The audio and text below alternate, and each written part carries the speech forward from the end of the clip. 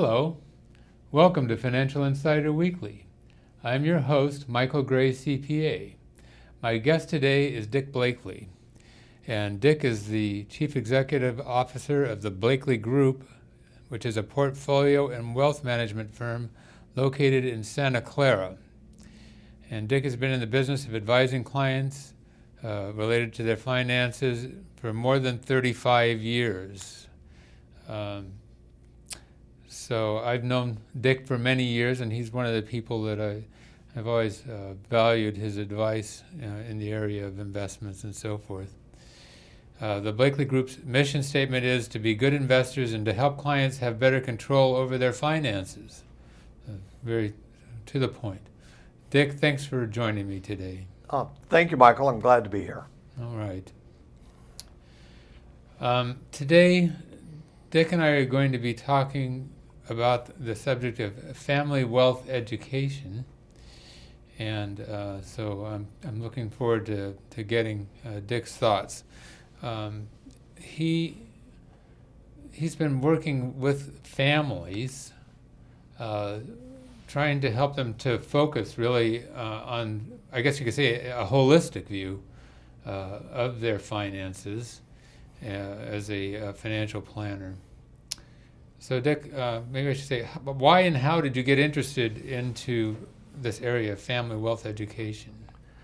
So the whole idea of family wealth education, if you would, began more than 30 years ago. I've watched families as they've accumulated some wealth, and they've done quite well, and they always did this with the goal of having a better, brighter future for themselves, for their family, and ultimately for future generations, and indirectly for society as a whole.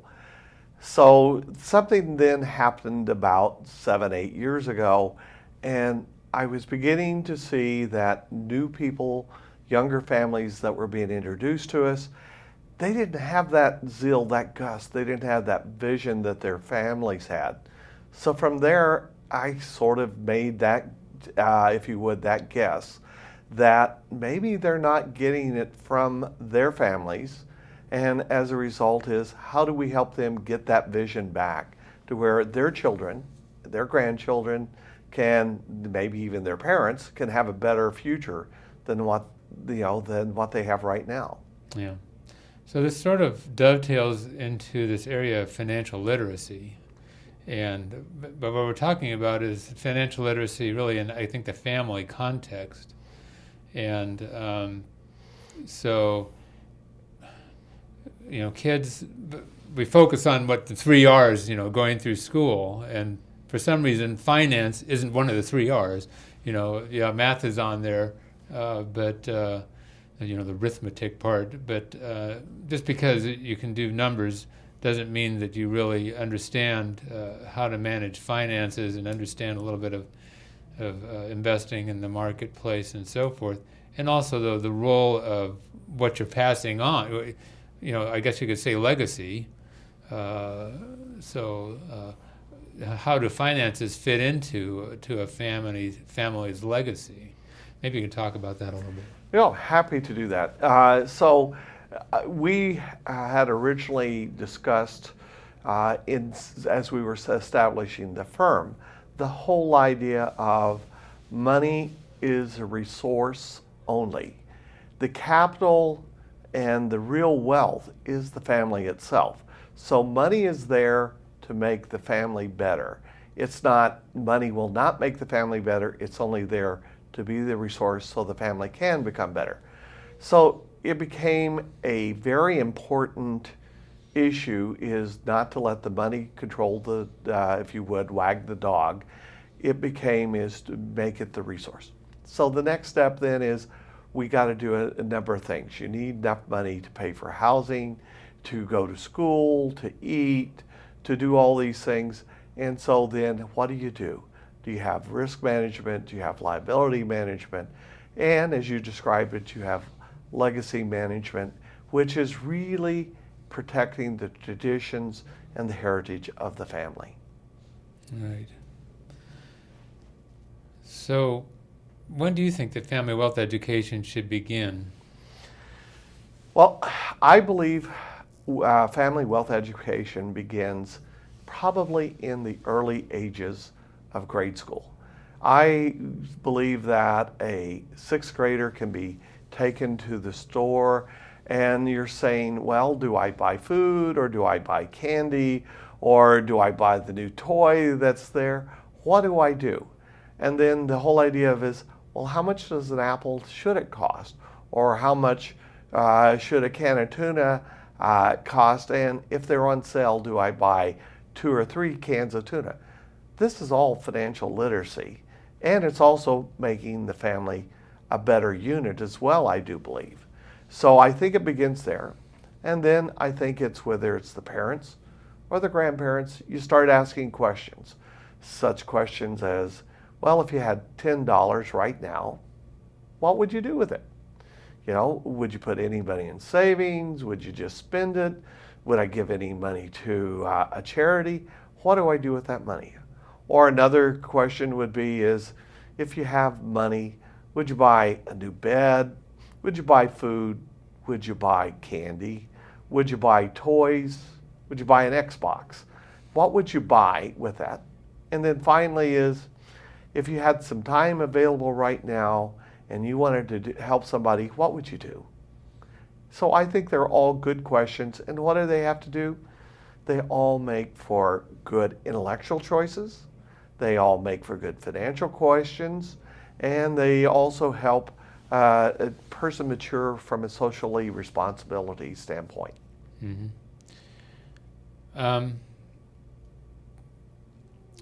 It makes me think about, there was a custom, this is a long time ago, that when people were teaching their kids a little bit about money, so they would say, okay, well, here's your allowance, okay? Back then it maybe was 30 cents, when 30 cents was worth something, okay? And they say, okay, so what you should do with this may be an initial directive from mom and dad, is you should put 10 cents into savings, and 10 cents you can spend on yourself, and 10 cents that you should give to something, whether you're going to, make a tithe to church or any other sort of a charitable gift. What do you think about that sort of a tradition? We like that tradition. In fact, we support that inside the company. Nowadays, when we have a client, their child has a newborn or their grandchild has a newborn, we actually send a piggy bank with that kind of discretion to where they can be taught at the house. I do believe the best mentors should become the parents.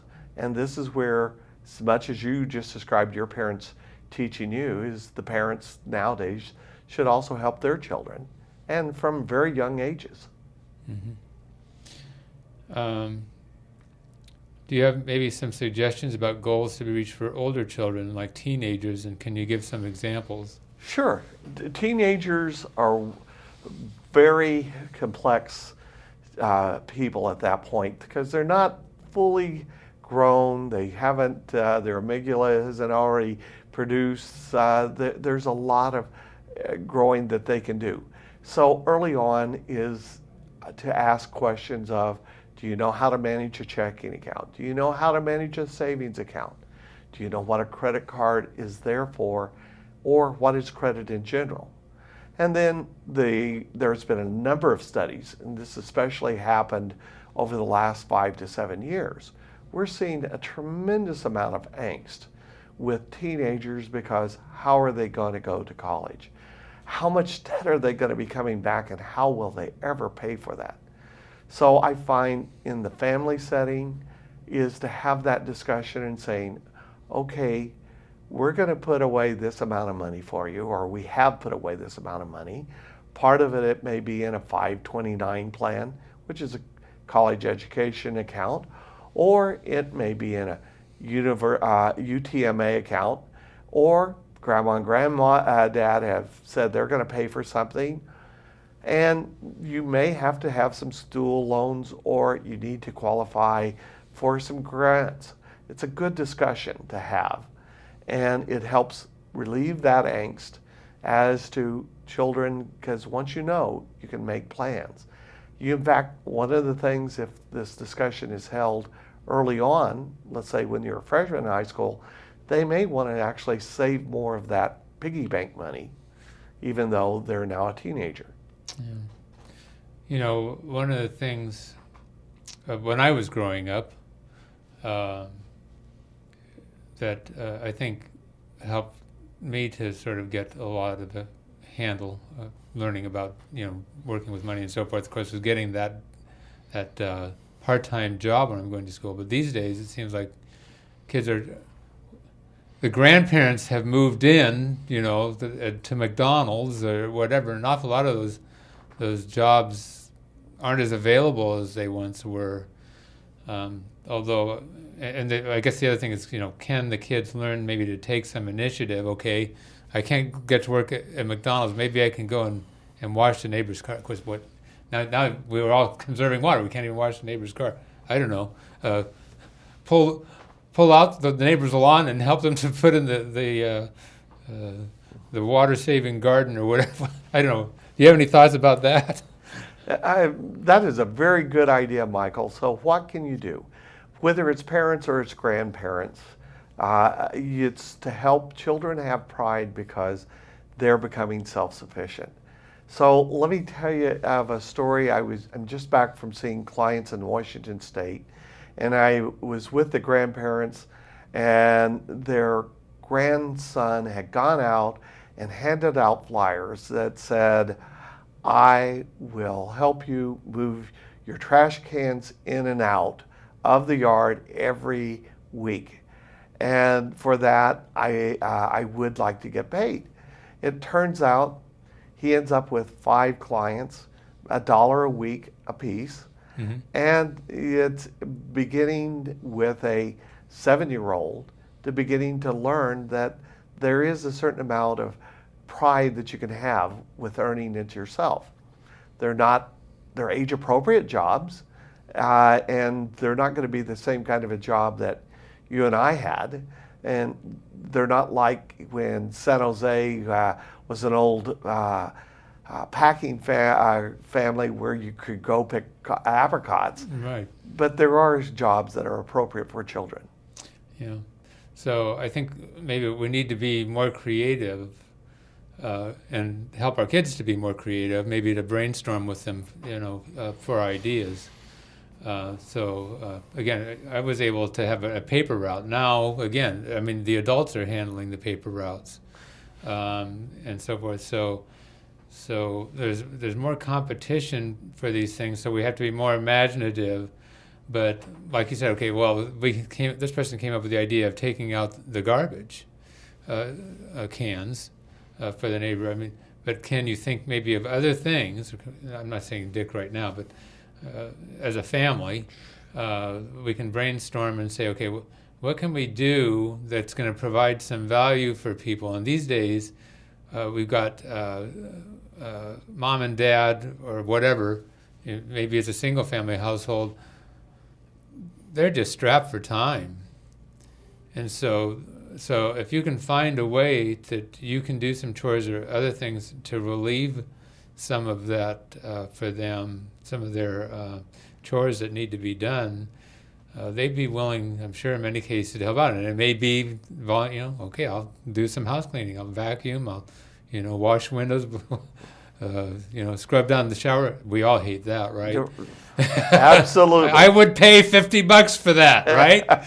So anyway, so these are all things that, with a little imagination, we can develop job ideas. That is right. And Michael, if there is something that is like you described with your paper route, I will imagine that you also had to maybe not solicit the papers, but from time to time they would send you out to collect, which is an invaluable lesson that you learned at a young age, is to say, I have performed my chore, here's my bill. Right. And so Yeah, that's been one of my specialties, being self-employed, and I'm sure you're there to some degree yourself, but is providing for, okay, how am I going to get paid? And so in many cases, now I get, at least half in advance, right? Yeah. So But these are wonderful Yeah. discussions to have with your children. Very enriching. Right. So maybe you can talk a little bit more about the process that one could use for family wealth education.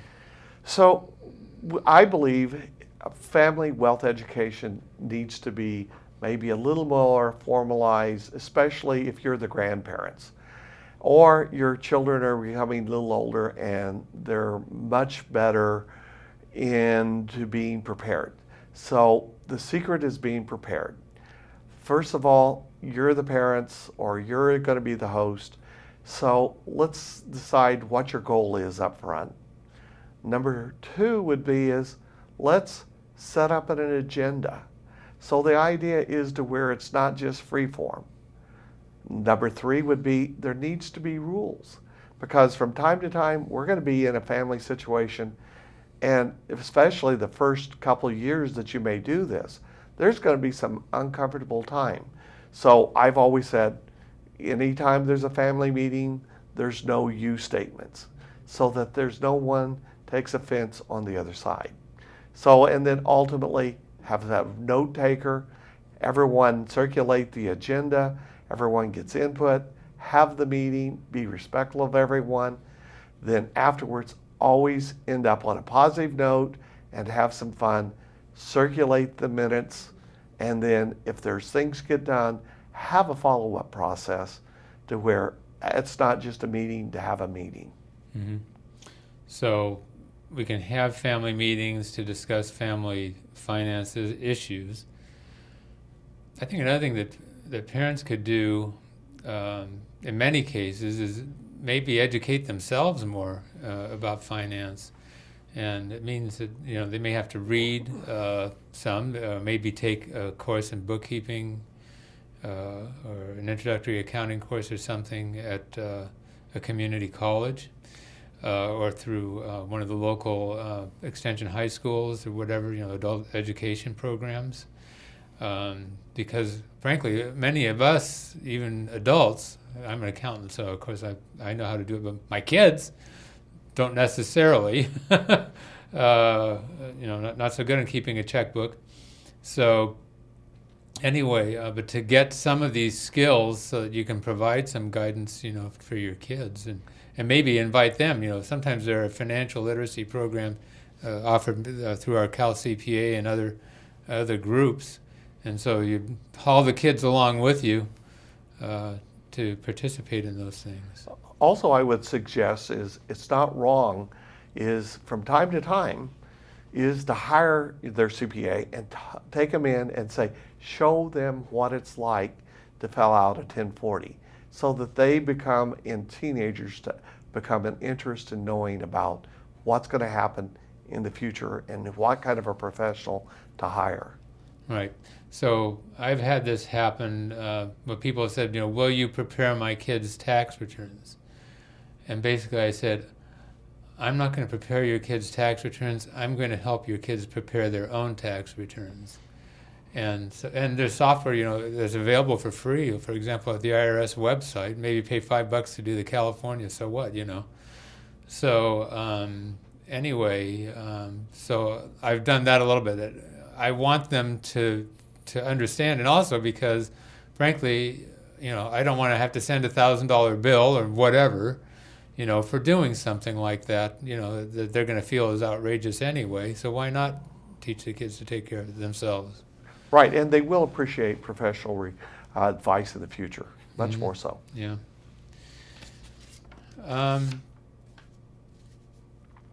Let's talk about wealthy families for just a minute. I don't think that's really on your question here. But the idea, I'm trying to remember what the word of it is, and maybe it'll pop into your head, and if it doesn't pop into mine here in a moment. But basically, it's the idea that when you have wealth, that there's a lot of responsibility that comes with it. That you're not just managing this your family wealth for yourself and for your family. In a sense, you're also managing it for the community. That is correct, and that's called family stewardship. That's stewardship. Stewardship is very important. So let's say that you have asked to become the successor trustee for your parents. There's a lot more responsibility, and let's just say you have a number of charities that money's going to go to, or siblings. You need to make sure that you handle that money as a fiduciary. You are no longer just saying, I like XYZ, so I'm going to use the money this way because I want to do XYZ, or I want to purchase a place and I'm sure that my siblings would love to come visit with me. That's the slippery slope you don't want to go down, because it's not your money yet. It's still mom and dad's money, or ultimately the estates. This could be also true with charities or anyone else. So there are definite steps you want to take care of. We're actually working on a white paper on being the novice trustee, not the professional trustee that through a bank or a trust department. Yeah. So part of what we're talking about, I mean, there is the trustee role, of course, but the other thing is just teaching the value. In other words, again, well, part of the problem is that in many cases parents don't even communicate with their kids what the wealth of the family is. And so I've heard of cases where, people have had inheritances and they were in shock afterwards and they weren't really prepared. And so, that's where these family meetings that you were talking about, that's part of, I think, what the communication that should be going on is, that someday you're going to have to manage this, and you want to manage it in a responsible way that's going to benefit, again, not just our family, but also make our world a better place. That is true. And so this whole idea of stewardship as you go and with your family, and say mom and dad becomes older, they need some help, we want to help transfer this money over. All of a sudden, but does my brother or sister know what they're going to have? Does mom and dad relieve me of that where I can talk about it, when it should have been handled in that family meeting? And if they need some support, the family should bring in the attorney or the accountant or the advisor on the account so that it becomes as seamless as possible. That's actually the most cost-effective way to also manage the money. Mom and dad has already educated the children to where they already know my role is to do XYZ and for the family. And as a result, there's less hurt feelings. That is, how priceless is that?